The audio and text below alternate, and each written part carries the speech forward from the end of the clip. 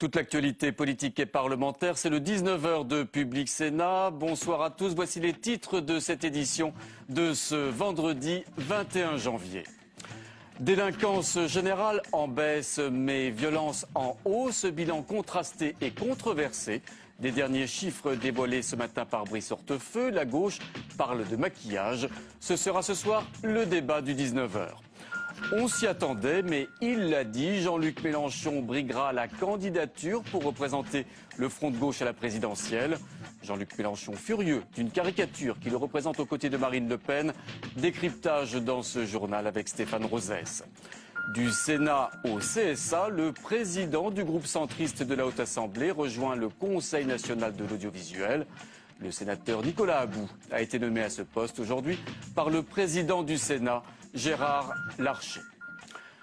C'est un message particulièrement inquiétant qu'Oussama Ben Laden a ce matin adressé à la France. Une nouvelle fois, le chef d'Al-Qaïda conditionne la libération des otages français, ils sont 8 actuellement, au retrait des troupes françaises en Afghanistan. Dans le cas contraire, prévient Ben Laden, il en coûtera cher à la France. Les réactions n'ont pas tardé. La France est déterminée à poursuivre sa mission en Afghanistan, affirme le Quai d'Orsay. Des propos d'ailleurs relayés par Michel Alliot-Marie, actuellement en tournée au Proche-Orient, où la ministre des Affaires étrangères a exhorté Israël de mettre fin au blocus dans la bande de Gaza. Une tournée d'ailleurs émaillée d'incidents. Michel Alliot-Marie, vous le voyez sur ces images, a été chahuté par des manifestants pro-Hamas qui lui reprochaient des propos pourtant attribués par erreur au sujet du soldat franco-israélien Gilad Shalit. C'était aujourd'hui dans la bande de Gaza. Le chiffre avait été tenu secret, mais il a été finalement dévoilé aujourd'hui.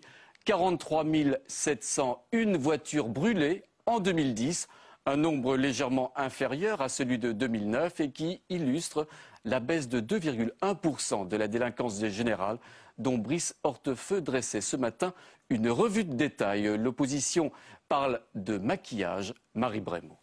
8e année de baisse consécutive, la délinquance globale a reculé de 2,1% en 2010 selon le ministre de l'Intérieur, soit 74 000 victimes de moins qu'en 2009. La délinquance est passée dans notre pays aujourd'hui à un niveau en dessous de celui de 1997, alors que la population augmentait de près de 6 millions d'habitants.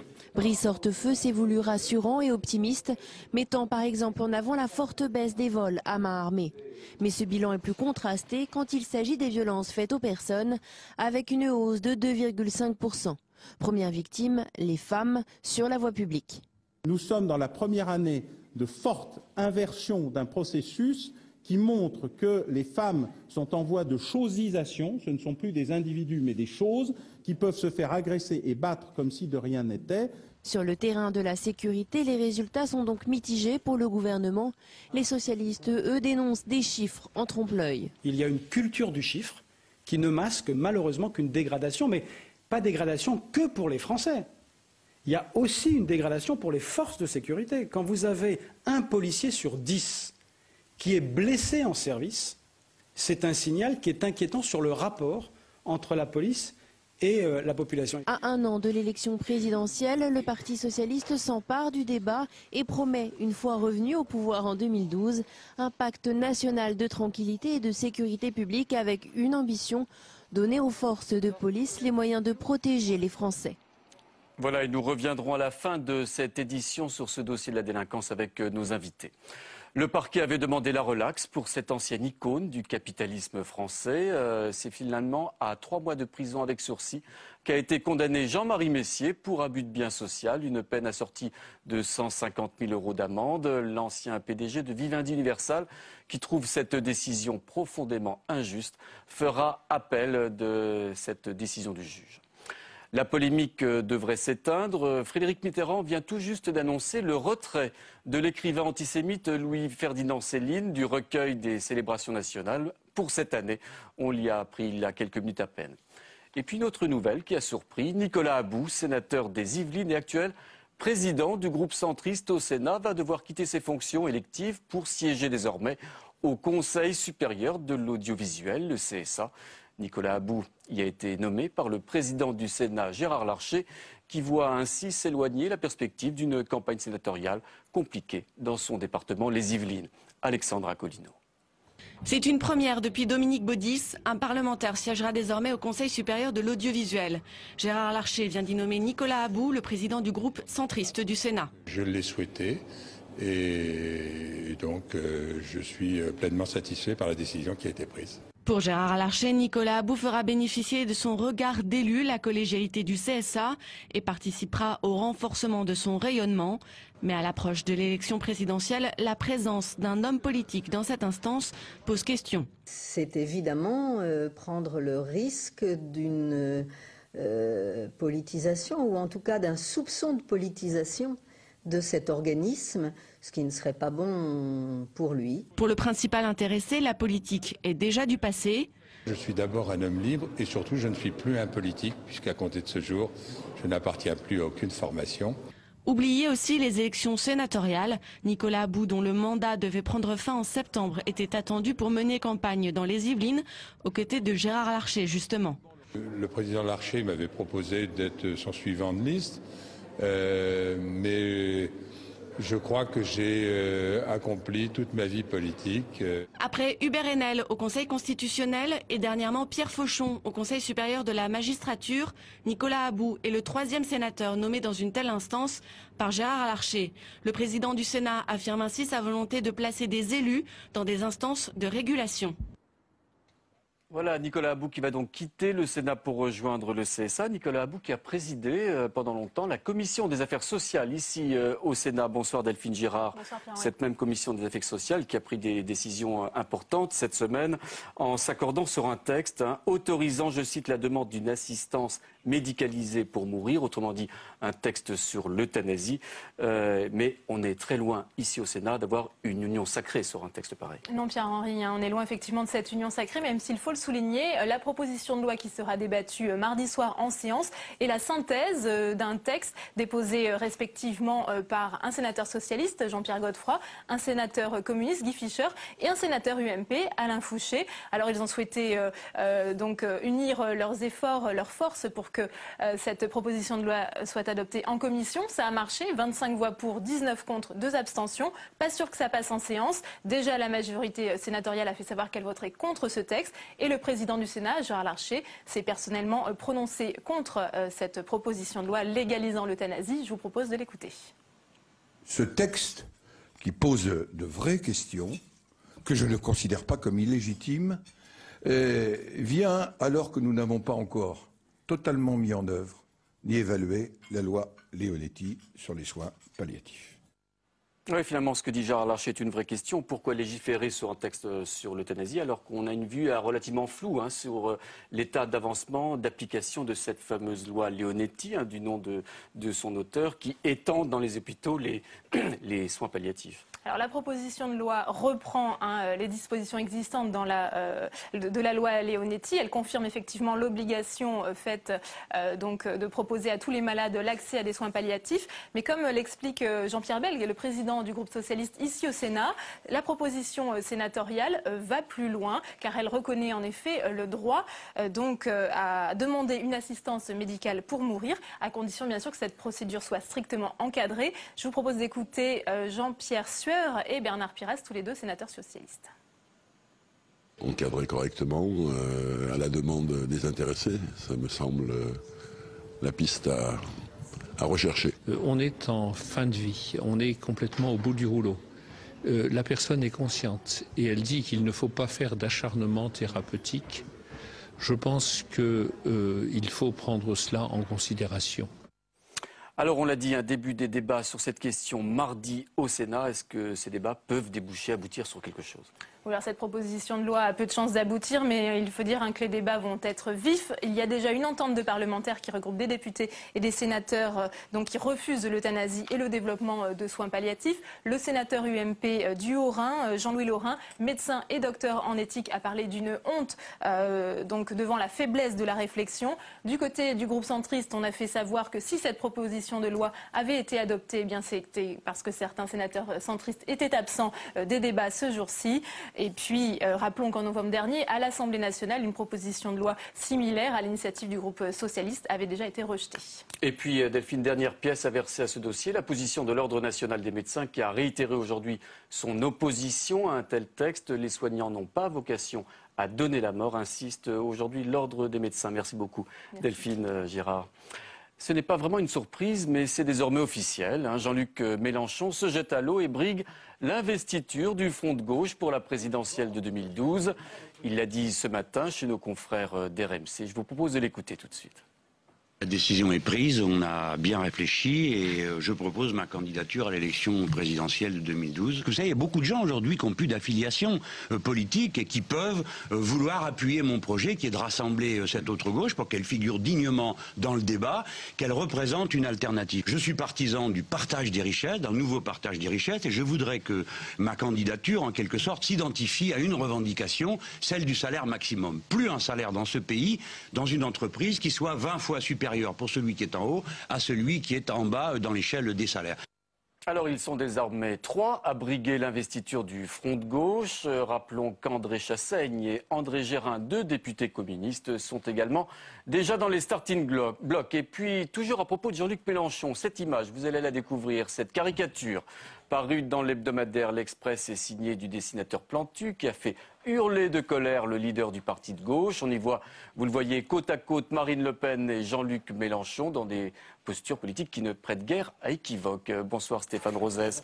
On a entendu la colère de Jean-Luc Mélenchon sur cette caricature de Plantu dans l'Express. Est-ce qu'il a raison de s'offusquer de cette manière, de cette image ? Sur la forme, il a tort, parce qu'il s'agit bien d'une caricature. Or, par définition, une caricature, ça pousse à l'extrême une réalité. Ce n'est pas la réalité. Deuxièmement, dans ce genre d'affaires, l'opinion se met toujours du côté des rieurs, spontanément. Et en l'occurrence, le rieur est plutôt du côté de celui qui a fait la perfidie, qui suscite l'ire. Et puis, troisièmement, surtout, il s'agit de Jean-Luc Mélenchon. Il a pu sembler attaquer à certains moments la classe journalistique. Alors, Plantu fait une réaction un peu corporatiste, il y a un côté un peu arroseur arrosé. Voilà la troisième raison qui fait que, sur la forme, c'est sans doute malvenu d'attaquer une caricature. Cela dit, le dessin de Plantu, il laisse clairement percevoir ce lien éventuel entre populisme de gauche incarné par Jean-Luc Mélenchon et ce populisme de droite incarné et porté par Marine Le Pen. Est-ce qu'il existe finalement ce lien entre ces deux populismes ?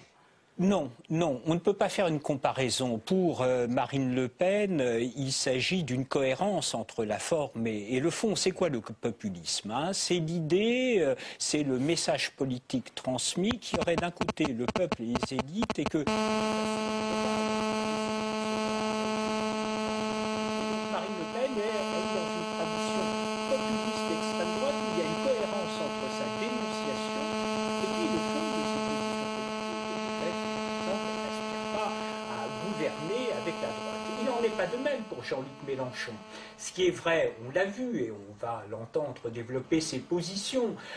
Dans sa forme, il se distingue. Il veut apparaître comme le tribun de gauche qui s'adresse au peuple avec le langage du peuple. Mais sur le fond, ces prises de position sont des prises de position socialistes, on dirait radicales, voilà, plus que social-démocrates, et de toute façon, on le sait, il ne s'en cache pas. Si les conditions étaient réunies, il n'exclut pas, comme le Parti communiste, de pouvoir gouverner avec les socialistes si, de son point de vue, les conditions étaient réunies. Donc vous voyez, sur cette affaire, sur la forme, il a tort. Sur le fond, on ne peut pas, selon moi, tresser un trait d'égalité entre Marine Le Pen et Jean-Luc Mélenchon autour du même vocable, le populisme, l'un étant de droite et l'autre de gauche. On en reparlera d'ailleurs, ils vont débattre ensemble très prochainement. Oui, et durant la campagne, on aura sans doute l'occasion de revenir sur le débat. On peut l'imaginer. Merci beaucoup Stéphane Rosès, politologue, président de CAP. Syndicats d'enseignants et associations de parents battront demain le pavé parisien pour dénoncer une fois encore les réductions d'effectifs et le manque de formation dans l'éducation nationale. Bérangère Dinglas a rencontré 2 de ces enseignants. Ils seront demain dans le cortège. Regardez son reportage. Séverine est professeure des écoles depuis 5 ans dans cet établissement du 13e arrondissement de Paris. En quelques années, elle a vu ses conditions de travail se détériorer. En CM2 par exemple, les élèves sont aujourd'hui 31 par classe contre 25 il y a 5 ans encore. Avec l'annonce de la suppression de 70 postes d'enseignants dans l'académie à la rentrée prochaine, elle s'inquiète. À Paris, ce sont surtout les postes de remplaçants et les réseaux d'aide aux élèves en difficulté qui sont concernés. On est dans un quartier avec une grande mixité scolaire, donc ça se passe assez bien, mais on a quand même des élèves très en difficulté. Et si on n'a pas cette aide qui est amenée en amont, on fabrique de l'échec scolaire. Chloé a 26 ans. Depuis la rentrée, elle est professeure stagiaire de sciences de la vie et de la terre dans un lycée parisien à raison de 15 heures par semaine. Un métier qu'elle a toujours rêvé de faire. Pourtant, 4 mois après la rentrée, la jeune femme est découragée, débordée par la charge de travail. C'est sans aucune formation qu'elle a dû affronter ses premiers élèves. On nous dit maintenant que vous avez les connaissances, allez-y, enseignez. Seulement, enseigner, c'est pas avoir des connaissances. Tout le monde peut avoir des connaissances. Par contre, avoir une pratique pédagogique pour que les enfants comprennent ce qu'on fait, c'est qui est ça pour moi le cœur du métier, ça on nous l'a jamais expliqué. Et c'est pas quelque chose qui s'apprend sur le tas. Quand on est sur le tas et que ça se passe pas bien, c'est déjà trop tard. Comme elle, de nombreux jeunes enseignants ont rejoint le collectif Stagiaires Impossibles. Ils seront demain dans la manifestation parisienne pour réclamer une véritable formation pour les futurs enseignants. Et comme promis, retour sur l'un des dossiers du jour, les chiffres de la délinquance dévoilés aujourd'hui par Brice Hortefeux. Parmi ceux-ci, un point particulièrement inquiétant, la hausse de 13% des violences faites aux femmes sur la voie publique. Écoutez à ce propos Alain Boer, il préside l'Observatoire national de la délinquance. Nous avions déjà révélé l'ampleur des violences intrafamiliales dont l'essentiel des victimes étaient des femmes et des enfants, et notamment des enfants de sexe féminin. Nous avons cette année une très forte dégradation, plus de 10%, des vols, ça doit être 13% même exactement, des vols violents sans armes contre des femmes sur la voie publique. Alors avec nous sur ce plateau, je vous présente Nicolas Comte. Vous êtes secrétaire général unité SGP Force ouvrière. En face de vous, Yann Brossat, vous êtes le jeune responsable des questions de sécurité au Parti communiste. Absolument. Et à vos côtés, la députée UMP de Lyon, Marie-Louise Faure, est vice-présidente de l'Observatoire national de la délinquance, dont nous venons d'entendre le président à propos de ces violences faites aux femmes sur la voie publique. 13% d'augmentation, c'est très significatif et c'est l'un des points noirs des chiffres annoncés ce matin. Oui, et il y a une dégradation dans notre pays de l'image de la femme, d'une certaine façon, dans une société qui est quand même en proie à plus de violence. Et on constate, moi je le constate avec beaucoup de peine, on va dire, cette augmentation, dans la mesure où je suis à l'origine, au sein de cet Observatoire national de la délinquance, de l'identification réelle des violences intrafamiliales faites aux femmes. Et là, on voit que dans la société, donc hors famille, elles sont également atterrées. C'est-à-dire qu'on avait déjà eu la sensation d'avancer en faisant reconnaître les violences intrafamiliales. Là, on a un degré supplémentaire et cette augmentation n'est pas neutre parce que 13% d'augmentation, c'est énorme. Et ça fait vraiment réfléchir sur le devoir de la société de peut-être modifier les rapports hommes-femmes, enfants, garçons-filles, ceux dès l'enfance, dès l'adolescence. Parce qu'on se rend bien compte qu'il n'y a pas ce respect de la femme qui faisait partie, c'est Alain Boer, je crois qu'il le dit, oui, du patrimoine culturel de notre pays, qui était un peu machiste. Est-ce que les femmes violentées portent facilement plainte ou plus facilement plainte aujourd'hui ? C'est difficile. Ceci étant, il faut quand même signaler qu'il y a eu un progrès réel de fait, et ça, on le doit à la volonté du gouvernement, du président de la République, de doter un certain nombre de commissariats. Je vois dans Lyon, c'est la gendarmerie qui est dotée d'une structure d'accueil pour les victimes. Et je dois dire que c'est un réel progrès, puisque je suis auteur aussi d'une loi sur l'inceste, l'inscription de l'inceste au code pénal.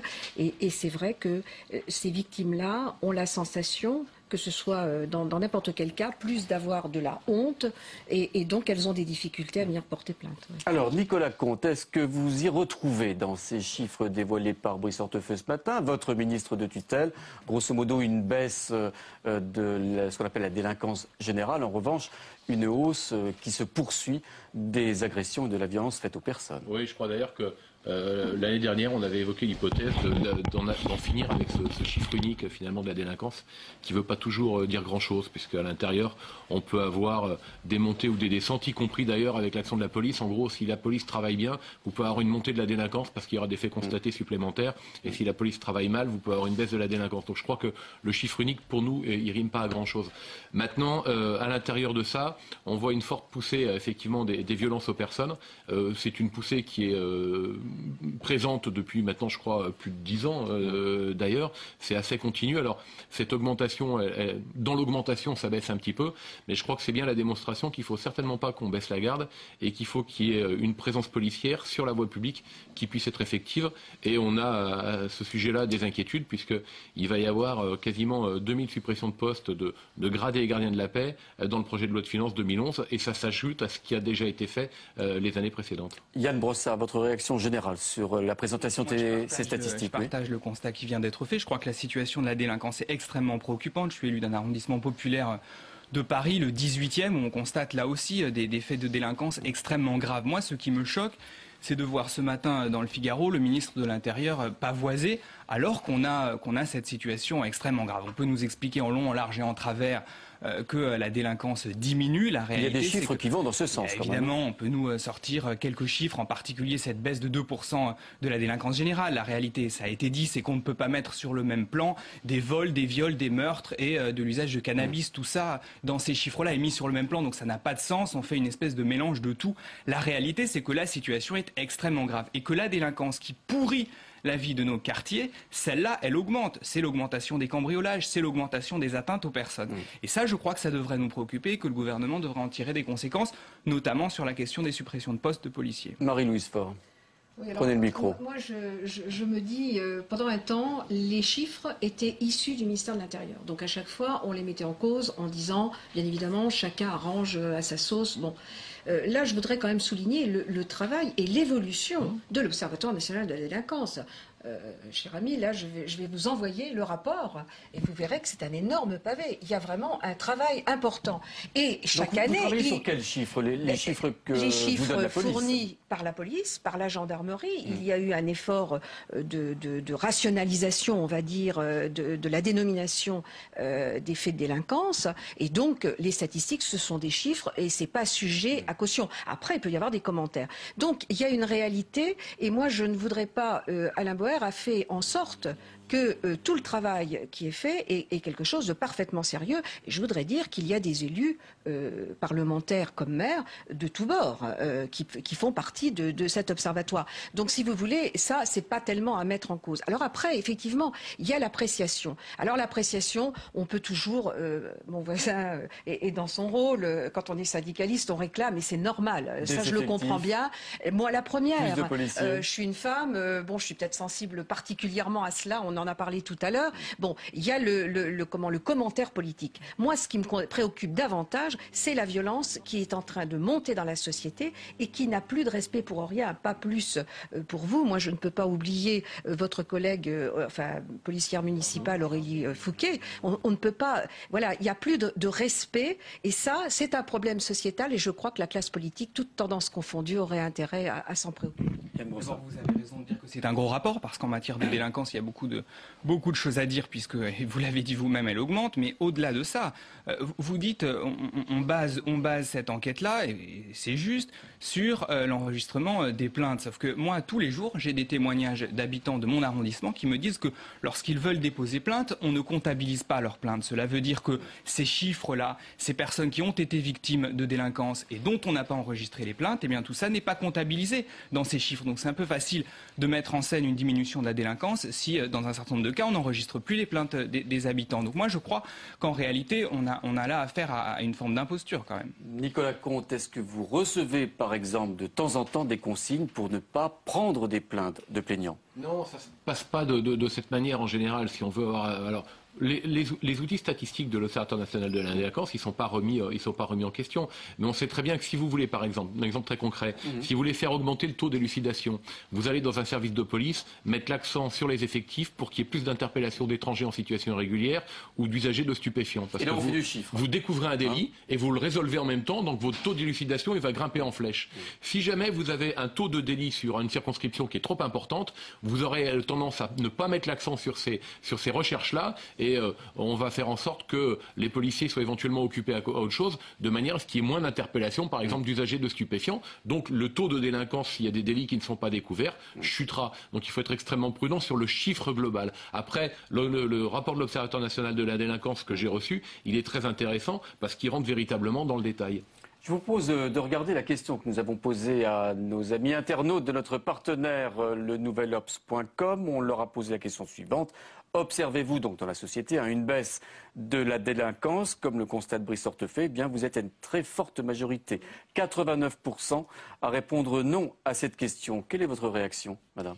Ma réaction, je l'ai un peu dit tout à l'heure. Je crois qu'il y a deux choses. Qu'il y ait une baisse des faits délictueux, bon, je pense que c'est indéniable. On a une diminution de vol de main à main armée, etc.